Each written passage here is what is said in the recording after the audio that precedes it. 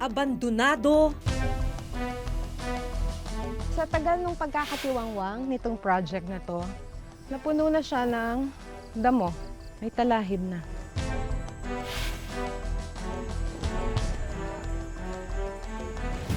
Nakatiwangwang. Mapapaisip ka talaga eh. Saan napunta yung buwis, buwis ng taong bayan? At pinamumugaran na ng mga hayop. Naging tahanan na ito ng mga ibon. Mga gusaling malaki sana ang pakinabang sa mga mamamayan. Paano humantong sa ganitong sitwasyon ang mga gusaling ginastusan ng milyon-milyong pisong pondo mula sa kaban ng bayan?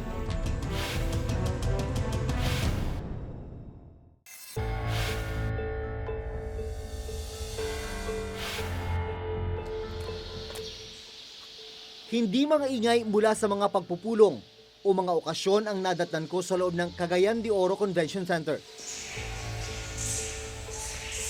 Kundi mga huni ng ibon.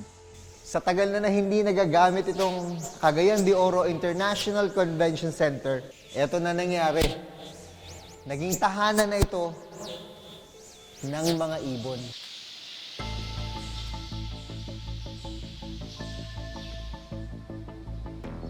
Taong 2001 nang simulang itayo itong Cagayan de Oro International Convention Center. Ang layunin nito ay gawin itong sentro ng lahat ng socio-cultural activities para sa buong Mindanao. Pero hindi pa ito nagagamit, 15 taon ang nakatenga. Bukod sa pinamahayan na ng mga ibon ang convention center, may mga butas na rin sa kisame nito. Dahilan para tumulo ang tubig kapag umuulan. Kahit saan ka tumingin sa loob nitong struktura na ito, makikita mo yung mga palatandaan na matagal na talaga siyang napabayaan. Dito pa lang sa mga railing, sa mga sulok-sulok, puno na ng dumi ng mga ibon. Tubig, meron, galing sa taas siguro pag umuulan, nilulumot na yung mga hagdanan, lalo naman dito, nubuan na ng halaman.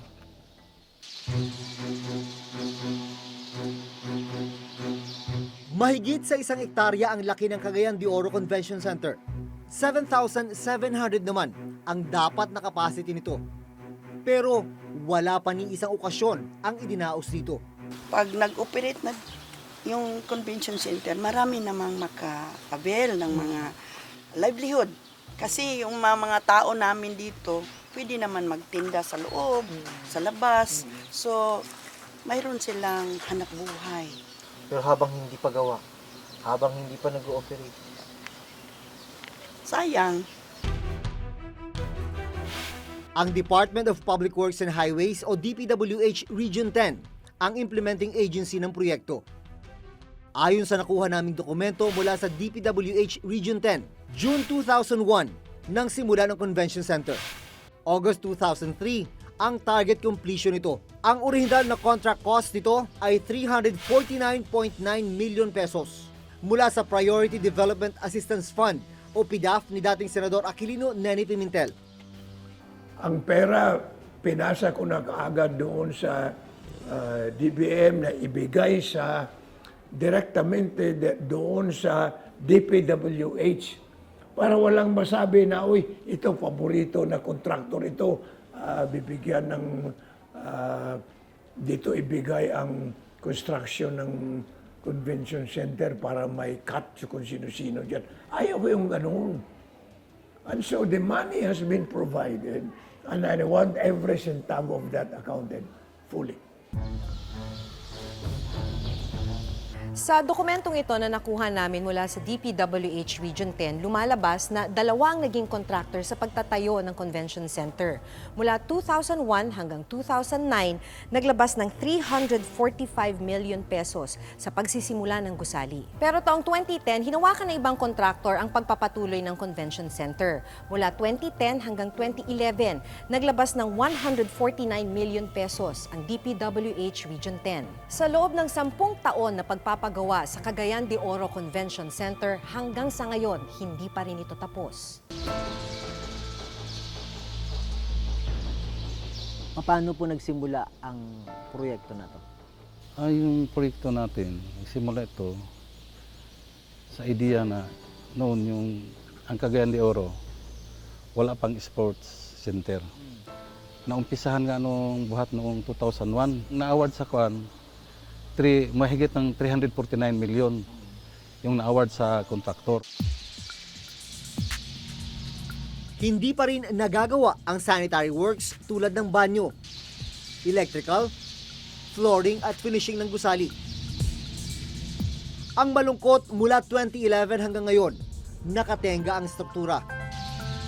Ayon sa dokumento mula sa DPWH, ilan sa mga dahilan kung bakit hindi natapos at natenga ang struktura ay ang masamang panahon at pagkakaantala ng paglabas ng pondo. Di yung balance na doon sa 349 million, hindi natapos kaagad. Umabot ng 2009. Ibig sabihin, pautik-utik yung lumalabas na pondo. Yun talaga. At dahil pautik-utik yung pondo, tumagal ang tumagal. Tumagal.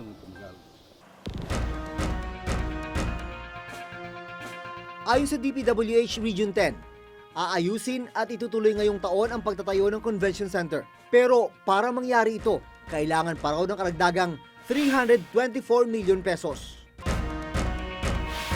Dahil mahigit isang dekadang nakatenga ang gusali. Lumagpas na ito sa sinasabing warranty period. Yung termites control na ilagay dito noon, ang warranty period ng noon, epektibo siya within 5 years. Oh, paano na yun? Nang araw na magtungo kami sa convention center, dumating din ang engineer ng ikatlong contractor na magpapatuloy sa paggawa ng convention center.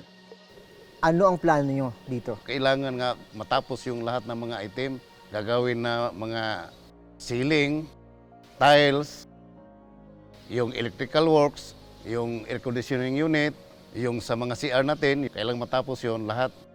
Mga gano'n nyo katagal matatapos ito? Base sa kontrata natin, abot ito ng 360 days. Dapat nga yung mga ganyan, pwede na mag-file ng draft cases ang Office of the Ombudsman dyan eh. Kasi if you read the Constitution, or even yung sa Ombudsman law, they can, on their own, pag may mga waste, inefficiency. Ngayon, di ba, tatapos eh. May mga inaayos pa ng mga leakages, ganun. Palagay ko, sampa ko na yan sa ombudsman. Tingnan na niya. Para kung sino yung mga nagluloko dyan, ay dapat makapanagutan.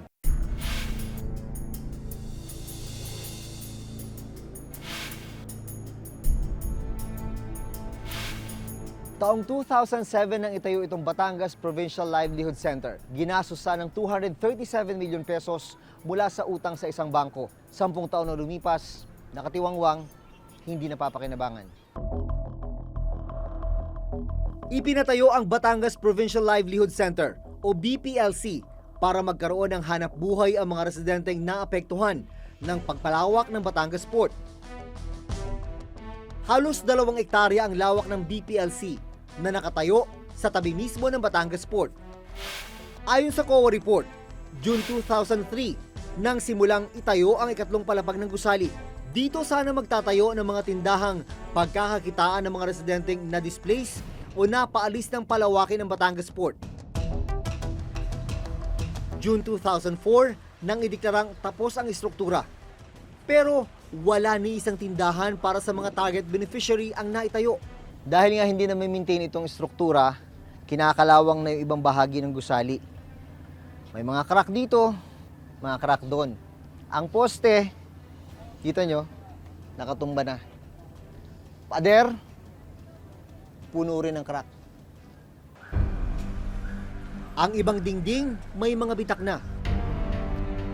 Basag-basag ang mga salamin, may butas sa mga kisame. Pati ang mga lababo at palikuran, sira-sira na rin.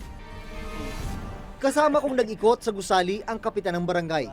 Pag ikaw iniikot mo to, nung nakikita mo, anong... Yung panghihinayang ha, nasa halip na mapakinabangan ng lahat, nagkaganyan.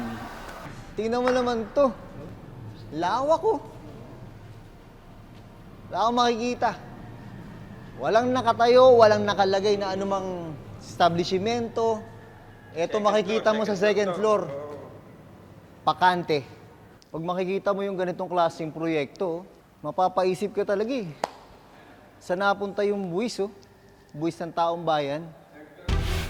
Sa report ng COA, 237 million pesos ang inutang ng probinsya ng Batangas sa isang bangko nung panahon ng panunungkulan ni Governor Hermelando Mandanas. Ang kasunduan, kailangang mabayaran ng probinsya ang utang sa bangko sa loob ng 15 taon. Magagawa dapat ito kung kumikita ang gusali mula sa renta ng mga pwesto, parking at terminal.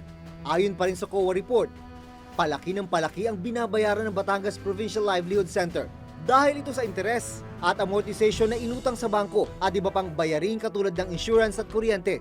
Umabot na sa 289 million pesos ang accumulated losses o nasasayang na pondo dahil sa hindi napapakinabangan ng proyekto. May mga nadatnan kaming nagtitinda sa ibabang bahagi ng gusali, pero hindi sila nagbabayad ng kanilang pwesto. Hinayaan na lang silang magnegosyo sa nakatenggang gusali. Ito po ang dinat na namin. Hindi ko siyempre kami muna ang gagamit. Habang hindi wala pang gawa, binaplano si Governor para dito. Ayon sa report ng COA, ang BPLC ay bunga ng mahinang pagpaplano at hindi maayos ang ginawang feasibility study. Hindi raw nagustuhan ng mga investor ang lugar dahil hindi kaaya-aya ang kondisyon ng gusali. Definitely, yun nga, tinatawag mong white elephant, di ba? So, unang-una, mali yung location. Nagtataka nga ako, ba't nilagay doon sa port area? Well, obviously, hindi pinag-aralan. O umutang sila ng 250 million, napakalaking waste of public funds. Pero ayon kay Governor Mandanas, malaking bagay ang pagpapalit ng administrasyon. Kasi pag alis ko, yung sumunod sa akin, hindi na rin itinuloy. Hindi itinuloy. So, pagbalik ko dito, ganun pa rin. Well, it was worse, yung building. So, one of the first things we did, first 6 months, nilinis, inayos, and then we tried it. We got the help of somebody from Divisoria and from Baclaran to sample, for yung mga ganon. And we gave employment immediately to the vendors. We gave them space inside. Walang renta. Para lang testing muna. Gaya ng Cagayan de Oro Convention Center, pinaplano rin ngayong isaayos ang Batangas Provincial Livelihood Center ng lokal na pamahalaan. Pero para magawa ito, kailangan na naman ng panibagong budget.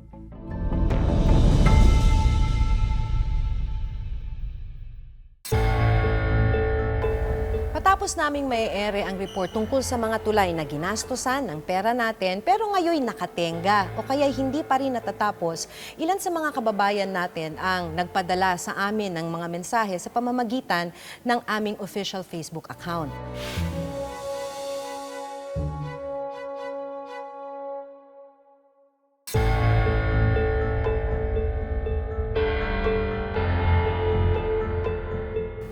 Matapos naming may-ere ang report tungkol sa mga tulay na ginastusan ng pera natin pero ngayon nakatenga o kaya hindi pa rin natatapos, ilan sa mga kababayan natin ang nagpadala sa amin ng mga mensahe sa pamamagitan ng aming official Facebook account. May mga nag-report tungkol sa hindi natapos na tulay sa Surigao at Pampanga. Meron ding nakatenggang palengke sa Mindoro at maging mga sira-sirang daan sa iba't ibang bahagi ng bansa. Magpapakita lang ito na may iba pang proyekto sa ibang lugar sa bansa na may problema o kaya naman questionable ang pagpapatupad. Bukod sa mga unutilized o hindi nagagamit na convention center sa Cagayan de Oro City at livelihood center sa Batangas, nauna na naming natalakay sa Reporter's Notebook ang mga multipurpose building o MPB na pinaglaanan ng milyong pisong pondo pero hindi natapos. Gaya ng ilang multipurpose building na itinayo sa bayan ng Tugaya sa Lanao del Sur. Bawat gusali naglaan ng 500,000 pesos. Pero ang dinatnan namin noon, mga poste lang at hindi tapos na gusali.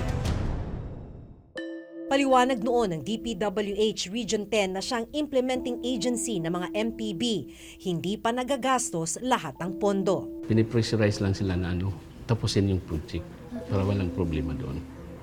Kasi hindi naman natin magawang i-terminate yung contract minsan kasi maliit lang ang hindi natapos. Ang ginagawa namin doon, hindi namin binabayaran.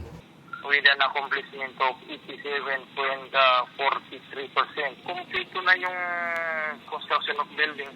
May bubong, may pader, may kwarto. Ayon sa Commission on Audit o COA report sa DPWH para sa taong 2016, Sa 4,000 proyekto ng DPWH, 493 ang may negative slippage o delay, 104 ang suspended at 162 ang hindi pa rin nasisimulan. Ang dahilan na nakalagay dito sa COA, inadequate planning at monitoring ng project implementation. It has various reasons. Yung pinakauna na nito is yung right-of-way natin, right-of-way acquisitions. Number 2, kasama dyan yung mga permits related sa pagputol ng puno.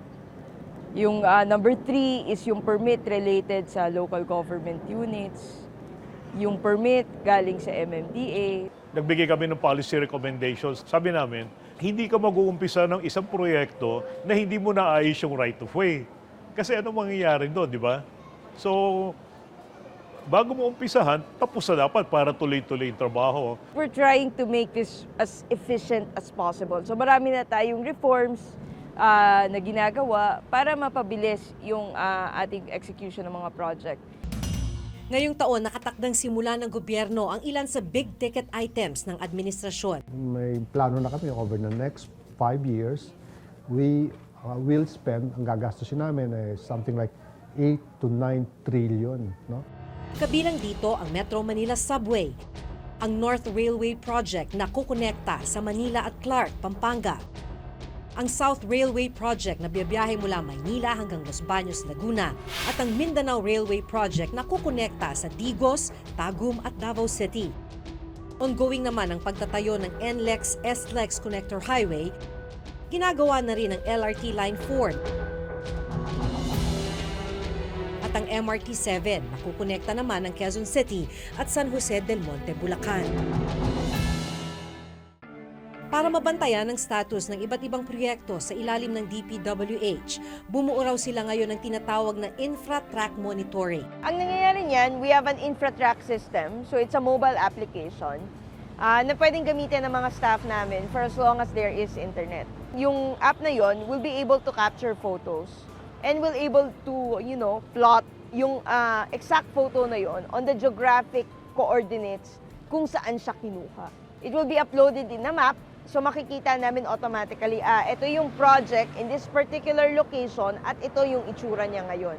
Kung kunwari dati nagkaroon ng modus na yung Mindanao projects, ang naka-upload ay Luzon, ngayon with this system, hindi na siya pwede.